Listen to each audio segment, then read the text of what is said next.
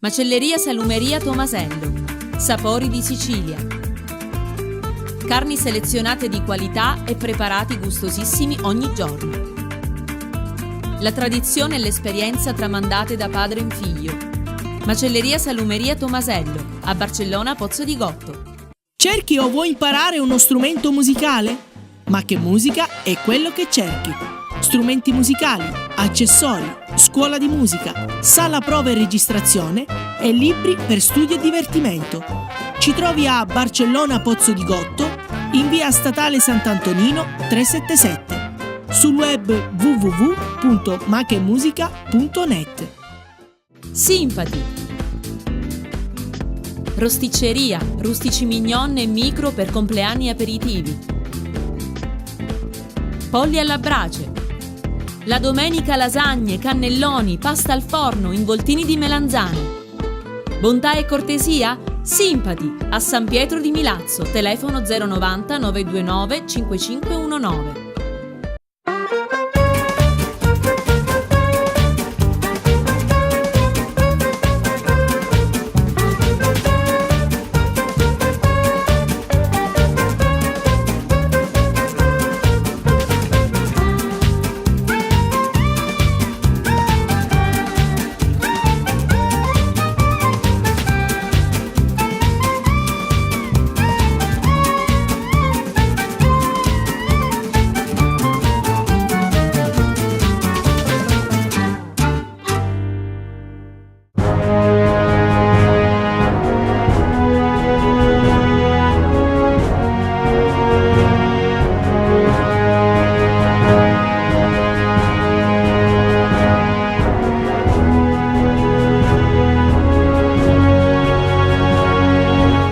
A Dio il paradiso, perché sono ben soddisfatto di vivere in Sicilia.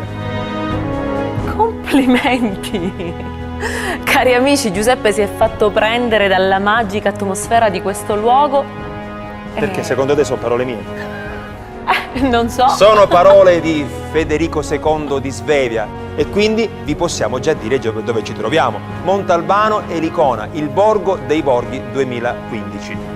Bellissimo, bellissimo. Assolutamente bellissimo e lo scopriremo sicuramente insieme in questo nostro viaggio. E prima di incontrare il sindaco, una persona davvero energica e simpaticissima, andiamo al nostro consueto appuntamento con la radio in TV. Dove c'è per noi, come sempre, Santino Gugliotta.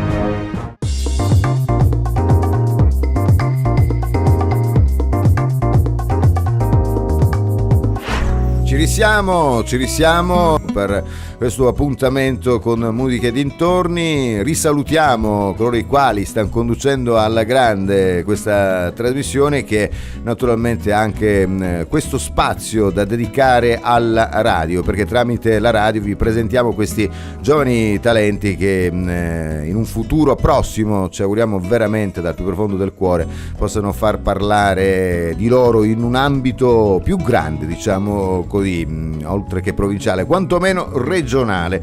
Abbiamo un giovanissimo ospite oggi, sono proprio curioso di chiedergli quanti anni ha, però prima lui ovviamente si deve presentare.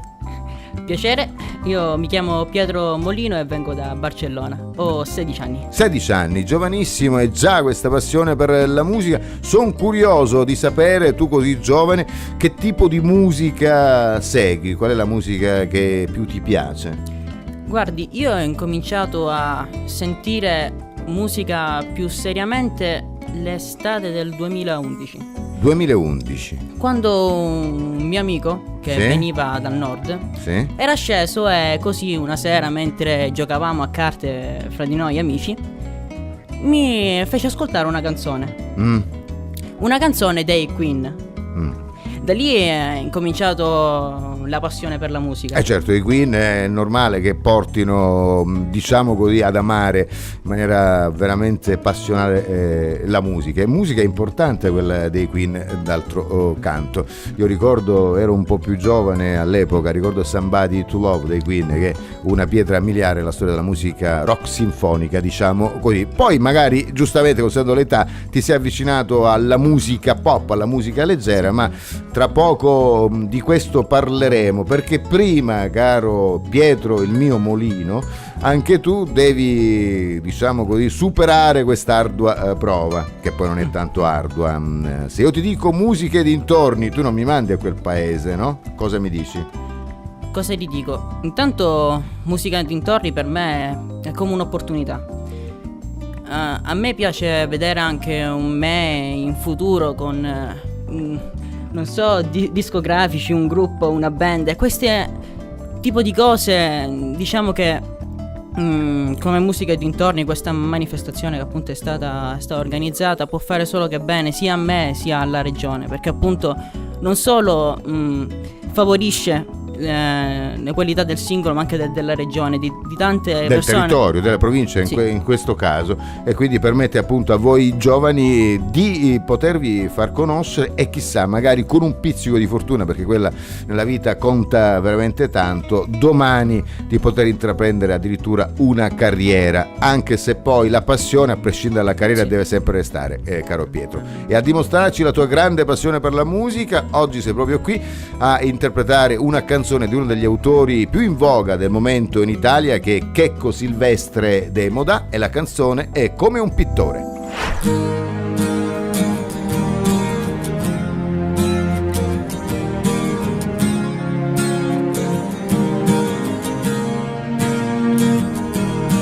Ciao, semplicemente ciao.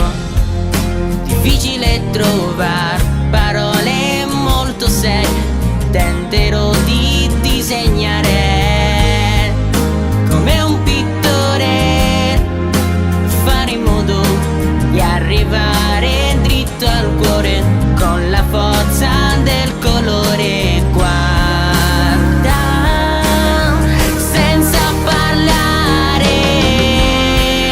azzurro come te, come il cielo è, il mare è giallo come luce del sole, è rosso come le cose che mi fai provare.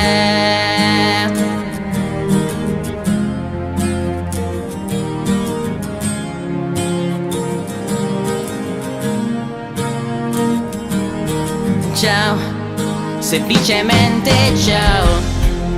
Disegno l'erba verde come la speranza e come frutta ancora acerba. E adesso un po' di blu come la notte, e bianco come le sue stelle, ma con le sfumature gialle. L'aria puoi solo respirarla, azzurro come te, come il cielo è, il mare è giallo come luce del sole, è rosso come le cose che mi fai provare.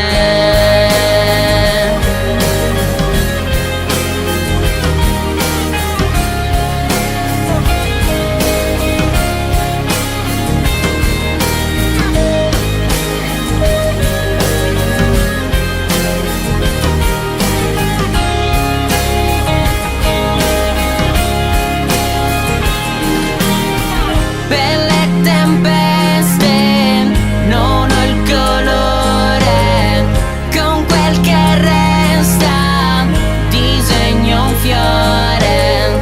Ora che istante, ora che amore, azzurro come te, come il cielo è, il mare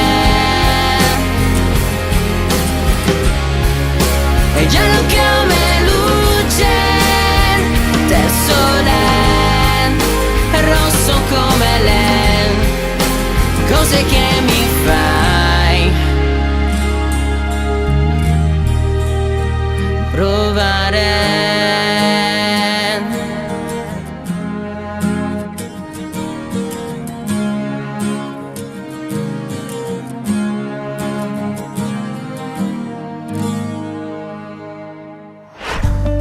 Salve Sindaco, grazie. Grazie a voi e benvenuti a Montalbano. Grazie di aver dato l'opportunità a noi di Musica e Dintorni di visitare il borgo più bello d'Italia 2015, lo possiamo dire a voce alta. A questo punto il compito di presentare Montalbano e Licona. Allora, Montalbano e Licona è questo paese che io definisco un paese magico, ne sono orgoglioso di dire questo, che sorge appunto sui Nebrodi a 907 metri dal livello del mare. È un terrasso sulle isole Eolie, nelle giornate splendide, quando il cielo è terso, ecco, le isole Eolie si vedono come se fossero proprio accanto a Montalbano, quindi si gode un panorama unico. Come dicevo, questo paesino, perché è un paese piccolo, abbiamo 2400 abitanti, che dal 2003 è entrata a far parte del club dei borghi più belli d'Italia. È stata una tappa fondamentale perché ha permesso a Montalbano di iniziare un percorso di sviluppo storico, culturale ma anche turistico che lo ha portato alla vittoria del 5 aprile, proprio alle fate del Kilimangiaro. Abbiamo partecipato alla trasmissione e ha vinto 2 selezioni.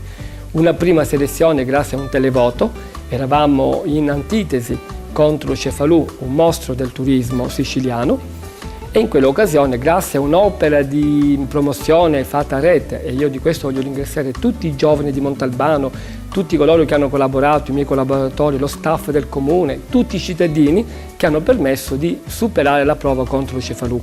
Abbiamo vinto con il 70% dei voti. E poi siamo passati alla fase successiva, quella nazionale, che ci ha portato con circa 130.000 voti a essere il borgo più bello d'Italia. Da allora è stato, una rivoluzione. Montalbano è cambiato in meglio chiaramente. La vittoria ha fatto sì che Montalbano fosse la meta di numerosi visitatori, soprattutto il fine settimana, in un crescendo continuo. È chiaro che ciò ci ha caricato di grande responsabilità, soprattutto perché non possiamo permetterci che questi fari, che la TV, che tutta la stampa che ha attenzionato Montalbano, rivolto appunto a Montalbano, non possiamo permetterci che questi fari si spengano. Quindi stiamo lavorando affinché ciò sia continuiamo questo percorso di sviluppo culturale e anche chiaramente sociale e turistico di Montalbano. Noi siamo prefissi uno sviluppo turistico di tipo relazionale. Io amo chiamare i turisti ospiti, non turisti. Ospiti perché sono convinto e vorrei che il visitatore di Montalbano si integrasse nel paese e diventi un montalbanese. Quindi noi spingiamo molto, stiamo propagando molto questo turismo relazionale esperienziale. Il percorso è iniziato, chiaramente ci sono delle difficoltà, lo riconosco, ma ci stiamo lavorando e penso che i primi risultati li stiamo ottenendo. Abbiamo avuto anche la conclusione di un circuito iniziato il 3 settembre, il Festival dei Borghi Siciliani, e abbiamo avuto una marea di gente, tantissima gente ha visitato il nostro borgo. E questo mi inorgoglisce e mi fa tanto piacere. Certamente. Anche perché Montalbano, dal punto di vista economico, dal punto di vista, dal punto di vista commerciale, punta molto intanto sia sui prodotti locali. Montalbano era famoso già in passato per i prodotti caseari, la provola di Montalbano, per il pane, le nocciole, i dolci fatti appunto con la nocciola di Montalbano, ma ora puntiamo molto sul turismo e sulla cultura. Sono i nostri punti fondamentali, turismo e cultura, e su questo bisogna lavorare. Sindaco, io la ringrazio davvero e a questo punto diamo la linea a Giuseppe con il primo ospite. Grazie a voi.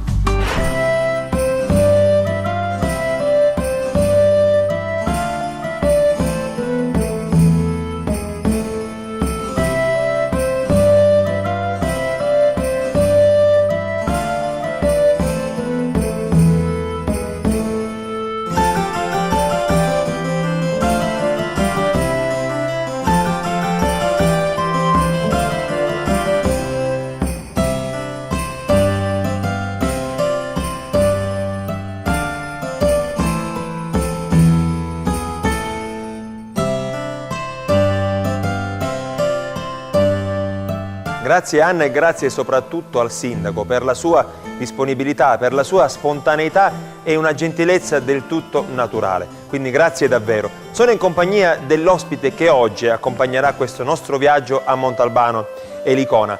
Sto parlando del professor Giuseppe Pisciuneri, professore di storia e filosofia, ma soprattutto montalbanese. Sì, Montalbanese, sono nato e cresciuto qui e sono innamorato del luogo e d'altronde come si può non essere innamorati di questo luogo? Montalbano è un luogo che riesce a coniugare il fascino naturalistico con la storia, la cultura e poi c'è tantissima arte, c'è l'enogastronomia, insomma vivere a Montalbano significa vivere l'incanto di stare in Sicilia, perché la Sicilia è una terra meravigliosa. Montalbano in particolar modo è un paese ricco di storia e pensate che già il nome Montalbano e l'icona ci fa capire che Montalbano ha un nome di radice etimologica latina, che è appunto Montalbano da Monsalbus, Monte Bianco, con esplicito riferimento ai monti ammantati di neve, quindi ai Monti Bianchi, e l'icona invece deriva dal greco, e l'icona era il Monte delle Muse. E questo ci fa capire che i greci di Tindari, vedendo uno dei colli di Montalbano, lo identificarono col Monte delle Muse, un monte sacro per i greci. E secondo altri l'icona deriva dall'aggettivo greco elikon, che significa tortuoso. Un geografo arabo, un certo Tolomeo, percorrendo il fiume che lambisce Montalbano, lo definì appunto tortuoso. Però questo ci fa capire già le origini antiche di questo luogo. Origini antiche che affondano appunto le proprie radici nel periodo greco e romano, ma che poi continuano nel periodo medievale, soprattutto a partire dal periodo normanno, diventa un centro molto importante per una serie di motivi. Era un punto di passaggio obbligato per andare all'entroterra, una finestra aperta sul mare, si vede il Golfo di Milazzo da qui e le Isole Eolie, nella sua base era verde di boschi e di montagne, insomma per le sue caratteristiche morfologiche non poteva non essere attenzionato dalle varie culture di turno. In particolar modo ci troviamo nel castello normanno svevo aragonese di Montalbano, che è uno degli attrattori turistici più importanti. Come vedete è un castello che ha una storia molto profonda, molto importante, e ci parla del Medioevo siciliano. Se lo si guarda bene possiamo vedere le tracce della cultura normanna, di quella sveva, di quella aragonese. In particolar modo questo castello è un castello trecentesco, un castello palazzo, adattato su una preesistente fortezza normanno-sveva. La cosa bella è che Federico III d'Aragona, aragonese, di questo luogo di guerra ne fa un luogo di pace. Questa è un'attitudine nostra umana quando ci innamoriamo di un luogo, di trasformare quei luoghi a partire dalle nostre sensazioni interiori. Ecco, Federico III d'Aragona eleva Montalbano a regge stiva su suggerimento di Arnaldo da Villanova, che era il suo consigliere. Montalbano diventa un castello-palazzo, diventa uno dei centri più influenti. Una cosa interessante è che ogni singola pietra nel borgo, nel centro di Montalbano, ha una sua storia e quindi le pietre ci parlano della storia dei nostri antenati, di re, di dame, di imperatori, ma anche della gente comune, degli agricoltori, degli allevatori. Venire a Montalbano significa riscoprire l'orgoglio di essere siciliani. Questo è un castello interamente visitabile? Sì, questo è un castello interamente visitabile, o perlomeno si può visitare il quadrilatero svevo aragonese, la parte più alta, poiché è molto antica, non può essere fruita dai vari visitatori. Tuttavia in questa parte, che è molto ampia e molto grande, ci sono molti musei, ad esempio c'è il Museo delle Armi medievali, noi in questo momento siamo in questo museo, c'è il Museo degli strumenti a corda, c'è il Museo degli abiti medievali, ci sono tante mostre. Insomma, quello che si sta cercando di fare è di rendere la storia viva, quindi non trovano i visitatori un museo, un castello morto, ma un castello che fa cultura in maniera viva, vitale. Molto spesso si trovano anche degli artisti di strada della nostra terra, si stanno cercando di prendere le eccellenze della nostra terra per far sì che si riviva il Medioevo. Quindi ogni stanza ci fa vivere un aspetto del Medioevo che poi è un aspetto della nostra storia. Secondo me hai fatto venire molta curiosità, perché le immagini di questo castello hanno fatto e fanno soprattutto in questo periodo il giro del mondo, quindi non vi resta che venire a visitarlo. Noi con Giuseppe ci vedremo dopo, perché ci porterà in un luogo davvero straordinario, un luogo mistico. Adesso Musica e dintorni chiaramente deve andare in musica, e allora musica sia. Giuseppe, ci vediamo dopo.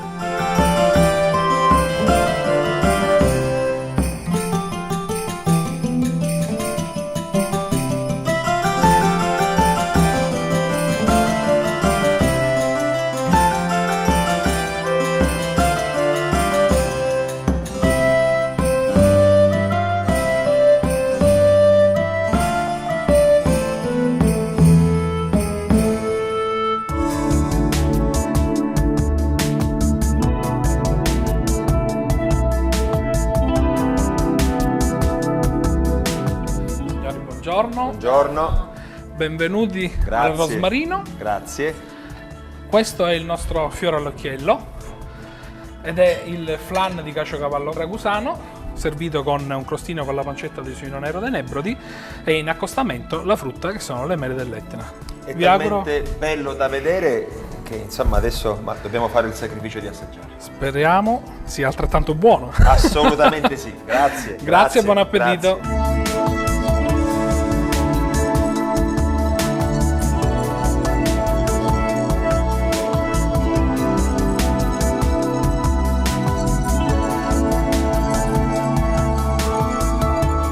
Grazie, siamo stati veramente bene, quindi non solo verremo a trovarti, ma ti faremo tanta pubblicità perché Musica e Dintorni arriverà in tantissime case, quindi grazie davvero e alla prossima. È stato un piacere per me avervi qua. Piacere nostro. Ci vediamo. E poi vi dico anche una cosa, perché qui le curiosità sono quelle proprio le chicche. Tindaro è un musicista, quindi più Musica e Dintorni di lui, ma scusate, quindi Musica e Dintorni. Il Rosmarino, cucina veramente di qualità altissima, eccellente, frutto di invenzione, frutto di grande passione. Venitelo a trovare, eh? Di nuovo, grazie. A presto. Grazie. A presto. A presto.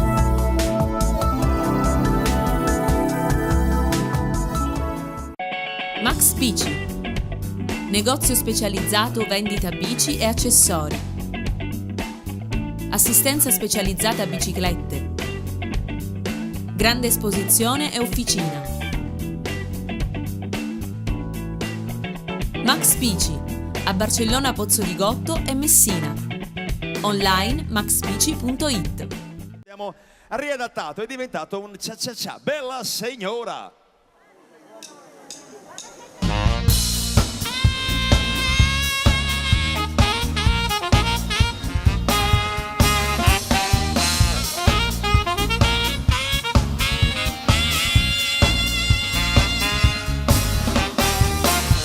Sempre di notte ad ogni ora, poi entra in casa sicura, si siede ai piedi del letto, non vuol più andar via, poi si spoglia nuda. Parlami di te, bella signora, parlami di te che non ho paura, parlami di te, dei tuoi silenzi, parlami di te, dei tuoi tanti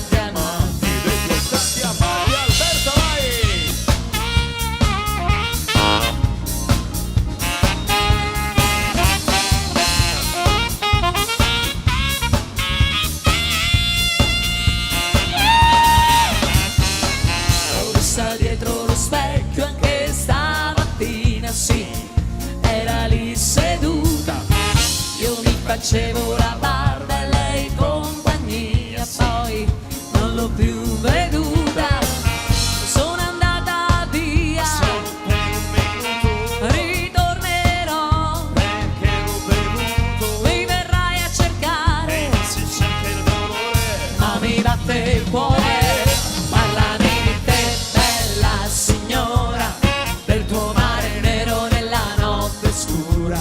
Io ti trovo bella, non mi fai male.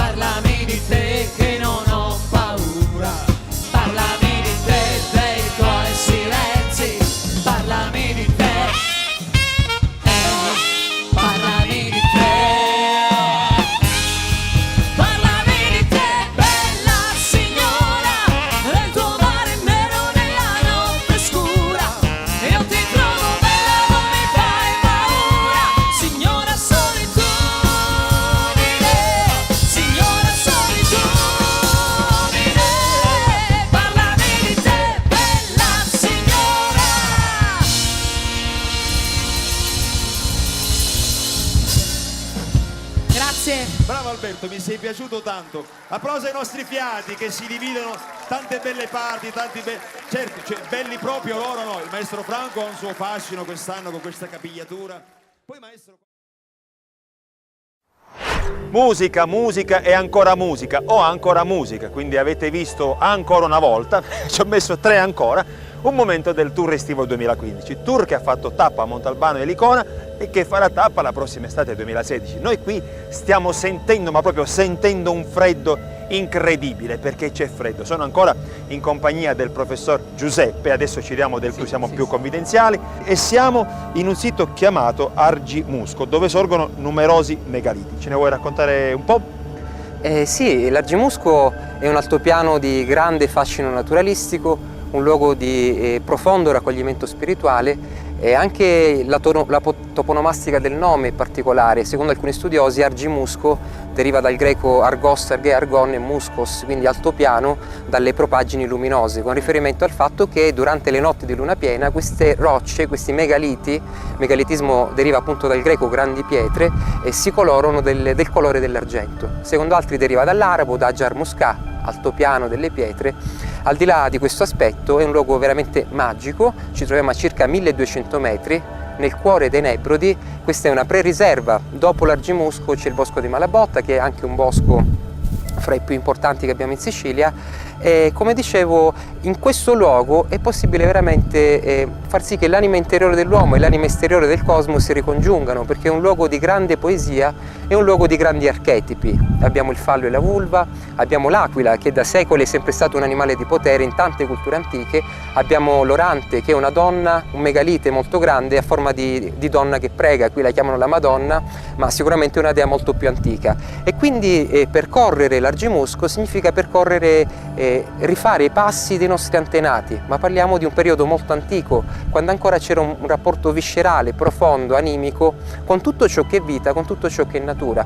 E quindi queste grandi pietre, appunto dicevo, questi megaliti, hanno forme particolari perché si richiamano a rituali antichi in cui l'anima interiore dell'uomo e l'anima esteriore del cosmo si riunivano attraverso questi rituali, in cui si celebrava la natura nei luoghi di natura. Ecco, questo non è un tempio greco-romano in cui si vede che c'è la mano dell'uomo, è un luogo di natura che sicuramente l'uomo avrà modellato in qualche punto, ma però ci tengo a dire questo, in passato la natura veniva venerata in natura, e quindi per questo è così incontaminato e così affascinante. Sì.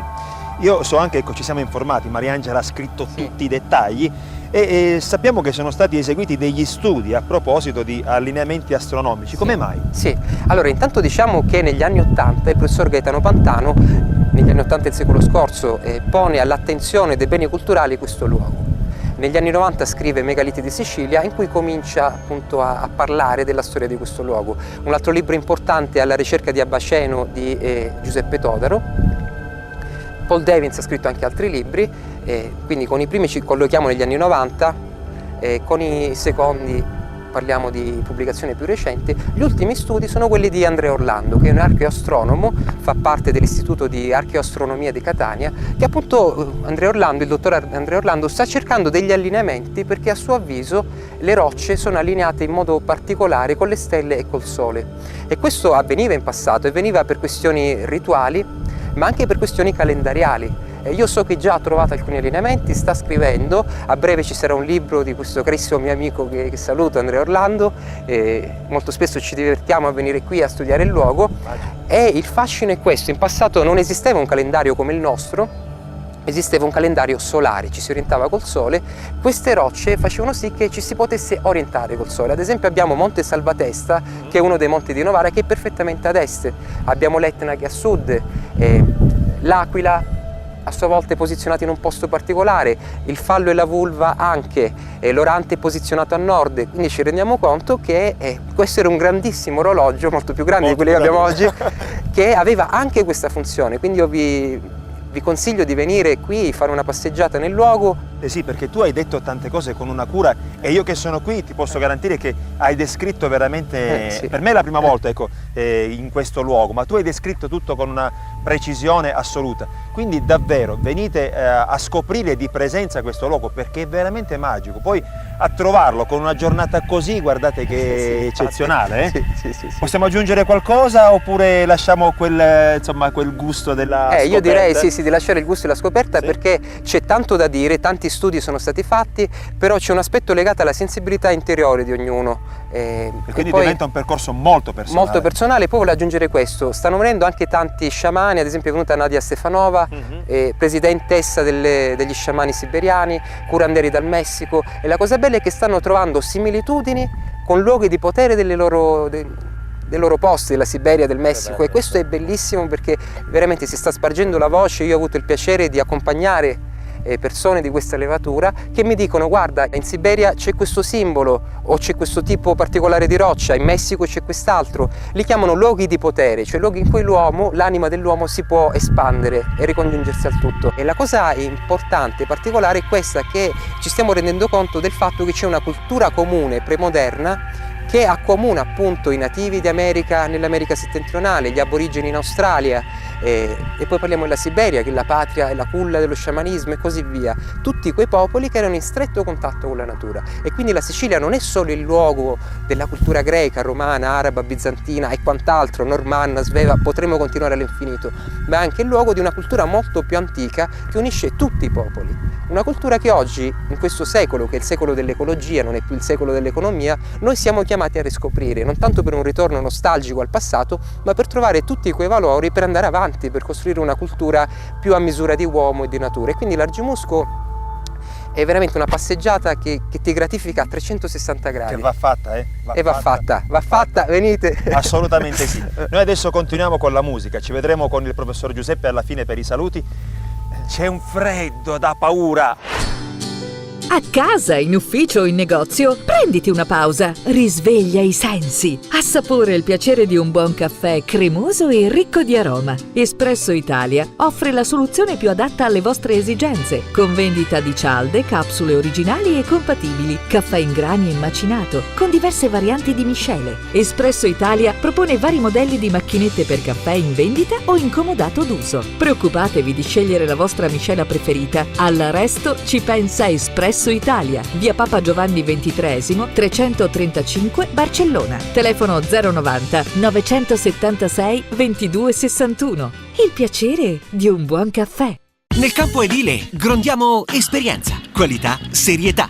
Logico! Aliberti Giovanni è un'azienda leader nella produzione di grondaie. Ferramenta, materiale edile di Aliberti Giovanni. Vendita a legnami, collanti, malte premiscelate, laterizi, tubolare zincato, lastre coibentate, pietre d'arredo. Rivenditore autorizzato delle marche Keracol, Italcementi, Virer, Cotto Coperture. Consegna a domicilio con autogru, trasporto sabbia. Ferramenta materiale edile di Aliberti Giovanni. Via Giovanni Boccaccio 47, Terme Vigliatore. Telefono e fax 090 97 81 752. Ditta Aliberti Giovanni. L'edilizia dalla A alla Z. Porta sulla tua tavola l'antica tradizione del pane di Sicilia. Il pane della nonna, con gli stessi ingredienti di una volta. Solo antiche farine di Sicilia, il lievito naturale di nostra produzione, acqua, sale e tante ore di riposo per una ricetta tutta naturale. Un'attenta cottura nel forno a legna ne esalta il sapore per regalarti un gusto unico. Per il benessere della tua salute trovi anche un'intera linea di prodotti biologici certificati. Lo trovi a Barcellona, Brolo e Milazzo. Real Pane, tutta la bontà che cercavi.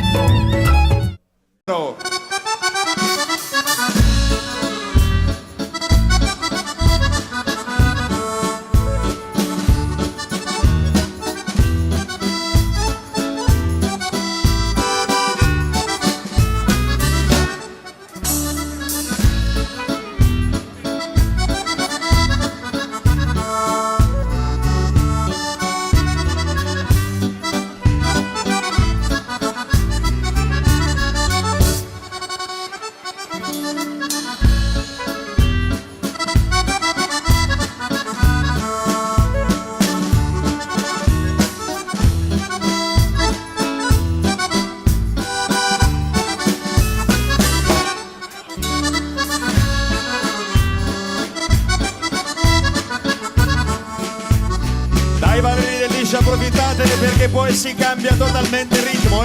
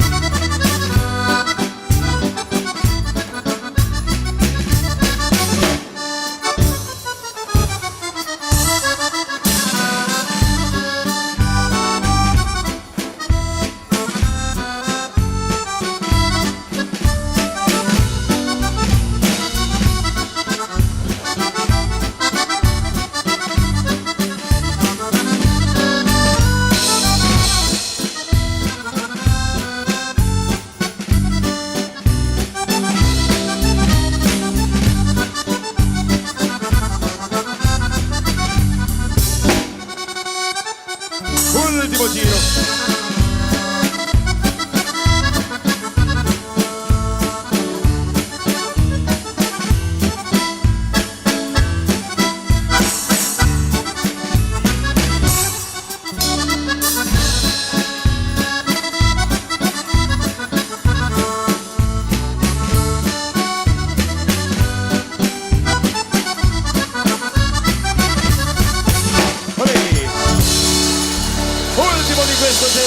E poi la carrellata di successo.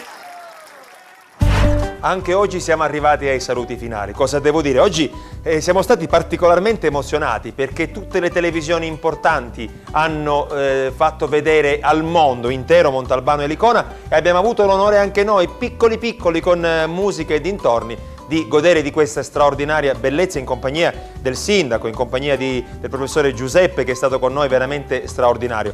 Per cui, sindaco, chiudiamo in bellezza, lo facciamo come ormai di consueto. I nostri spettatori adesso stanno prendendo gli appunti e ti chiedo: Montalbano in dialetto locale? Montalbano. Montalbano? Montalbano. Bene. E poi tu hai chiamato i turisti ospiti, questa è una cosa veramente molto bella. Cosa deve assaggiare l'ospite che viene a Montalbano? I nostri ospiti che vengono a visitare Montalbano, la provola, il pane, sono i prodotti famosi di Montalbano, e poi i dolcini con le nocciole. Sono i prodotti tipici di Montalbano. Quindi venite a stomaco vuoto, ecco, vi do questo consiglio. Passiamo la parola a Giuseppe, il microfono lo diamo a lui. Giuseppe, allora invece a te chiedo una cosa che ho lasciato per ultimo perché lì ci vuole tempo per scrivere. Un proverbio tipico, un detto di Montalbano e Licona.